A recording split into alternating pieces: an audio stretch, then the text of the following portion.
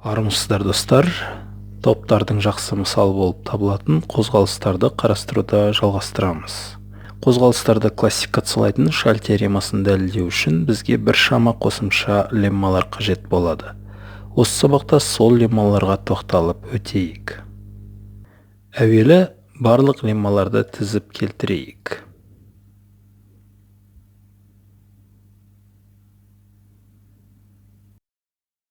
Видеоны тоқтатып қойып, әр лемманы оқып түсініп алыңыздар.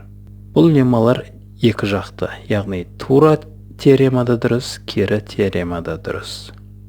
Бірінші және екінші лемма жеңіл, олардың дәлелдеуін өздеріңізге қалдырамыз. Ал біз үшінші леммадан бастап дәлелдейік. Дәлелдеуде координаттық әдісті қолданайық. L1 симметрия осі OX осіне перпендикуляр болсын. Осы оспен OX осінің қиылысу нүктесінің абсциссасын А деп белгілейік. L1-ге параллель болатын L2 осі де OX осіне перпендикуляр болады.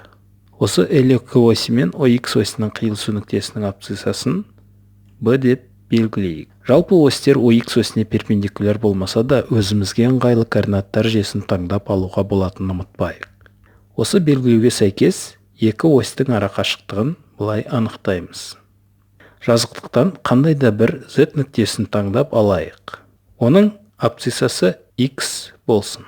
Онда осы нүктемен көк осьтің арақашықтығын анықтау қиын емес. Z нүктесін көк оське қатысты симметриялы шағылыстырсақ, Z' нүктесі шығады. Z' нүктесі көк осьтен Z нүктесіндегі қашықтықта жатқан соң, X-ке Z пен Z' арақашықтығын қосып, Z' нүктесінің абсциссасын тауып аламыз. Олай болса, Z' нүктесінен қызыл оське дейінгі қашықтық бұлай анықталады. Z' нүктесін қызыл симметрия осіне қатысты шағылыстырсақ, Z2' нүктесін аламыз. Z2' нүктесінің абсциссасын табайық. Ұқсас мүшелерін келтірейік. Түрлендіріп бұлай жазайық. Осы шыққан Z2' нүктесінің Z нүктесінен арақашықтығы L1 және L2 осьтерінің арақашықтығынан 2 есе артық екендігін байқаймыз. Лемма дәлелденді. Математикалық тілде осы лемманы бұлай жазуға болады. Төртінші лемманы дәлелдейік. L1 симметрия осі және онымен қиылысатын L2 симметрия осі берілсін. Қиылысу нүктесін О деп белгілейік. L1 мен L2 түзулері тиісті болатын жазықтықтың қандай да бір М нүктесін қарастырайық. Бұл лемманы да координаттық әдісті қолданып дәлелдейік. Полюс О нүктесінде және полярлы ось М нүктесінен өтетіндей жүйені қарастырайық. Қабылдауға жеңіл болу үшін радиусы ОМ кесіндісімен сәйкес келетін шеңбер бөлігін салып қойсақ. М нүктесі мен L1 симметрия осінің арасындағы бұрышты альфа деп белгілейік.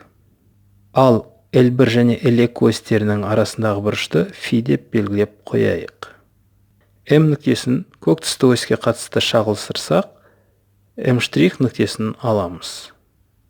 Енгізілген белгілеулерге сәйкес, ОМ' түзуі мен қоңыр түсті ось арасындағы бұрышты анықтай аламыз. М' нүктесін L2 осіне қатысты шағылыстырсақ, М2' нүктесін аламыз. Енді OX осі мен OM2' түзуінің арасындағы бұрышты анықтасақ. Ол L1 және L2 осьтерінің арасындағы бұрыштан 2 есе үлкен екендігін көреміз. Лемма дәлелденді. Математикалық тілде бұл лемманы бұлай жазуға болады. Бесінші лемманы дәлелдейік. Төртінші леммаға сәйкес, бұруды қиылысатын екі оське қатысты жасалған симметриялардың композициясы арқылы жазуға болады. Онда леммадағы екі бұруды бұлай жазуға болады. Жалпы айта кету керек, бұруды берілген бұру центрінен өтетін кез келген екі симметрия осьтері арқылы қарастыруға болады. Маңыздысы сол екі осьтің арасындағы бұрыш бұру бұрышынан 2 есе кем болса болғаны. Сондықтан L2 және L3 осьтері сәйкес келетіндей таңдайық. Бұру центрлерін белгілейік.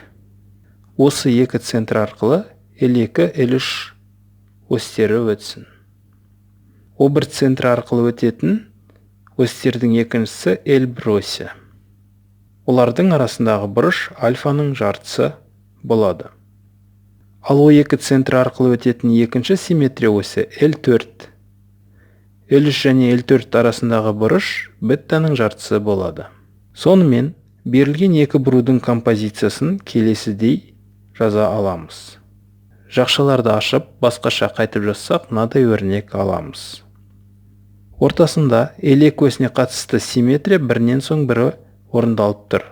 Ал ол тепе-тең түрлендіру, сондықтан ортадағы жақшаны алып тастауға болады.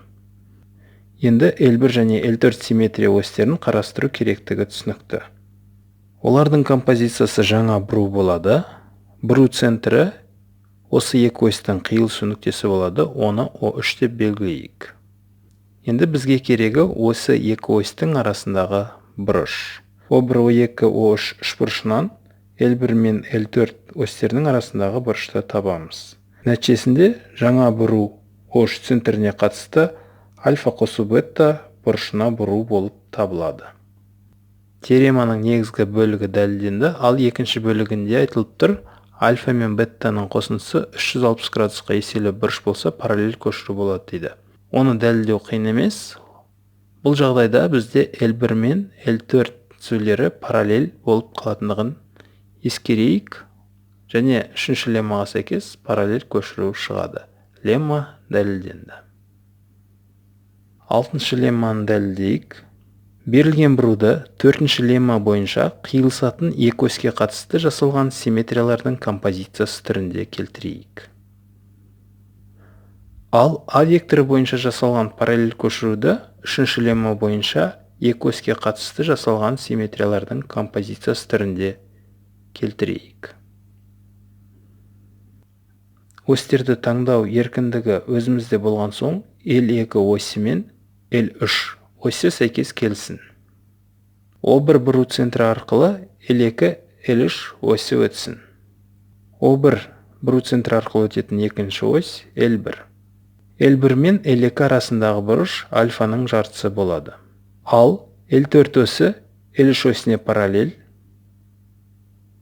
Енді бұру мен параллель көшірудің композициясын келесідей симметриялардың композициясы түрінде жазайық. Жақшаларды басқаша қойып бұлай жазайық. Бір оське қатысты екі рет орындалған симметрия тепе-тең түрлендіру болады, сондықтан келесідей нәтиже аламыз. Сонда бұру мен параллель көшірудің композициясы екі қиылысатын осьтерге қатысты жасалған симметриялардың композициясы болғанын көріп отырмыз. Ал ол төртінші леммаға сәйкес бұру болады. Лемма дәлелденді. Жетінші лемманы дәлелдейік. Үшінші лемманы дәлелдеуге қолданған суретті қарастырайық. Мысалы, А векторы бойынша жасалған параллель көшіру Z нүктесін Z2' нүктесіне көшірсін. Одан соң Z2' нүктесі қызыл түспен көрсетілген оське қатысты шағылысатын болса, Z' нүктесіне көшеді.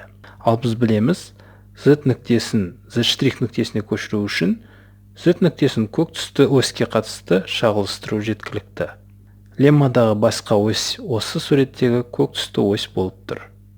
Лемма дәлелденді. Енді математикалық жазу арқылы осы лемманы тұжырымдайық. Үшінші леммаға сәйкес мынадай теңдік жазаламыз. Ал леммадағы параллель көшіру мен симметрияның композициясын жоғарыдағы белгілеуге сәйкес бұлай жазуға болады. Ал бір оське қатысты екі рет орындалған симметрия тепе-тең қозғалыс болғандықтан мынадай теңдік аламыз. Лемма толық дәлелденді. Келесі сабақта шаль теоремасын дәлелдеп, қозғалыстар туралы қорытындылайтын боламыз. Назар салып тыңдағандарыңызға рахмет. Қош сау болыңыздар.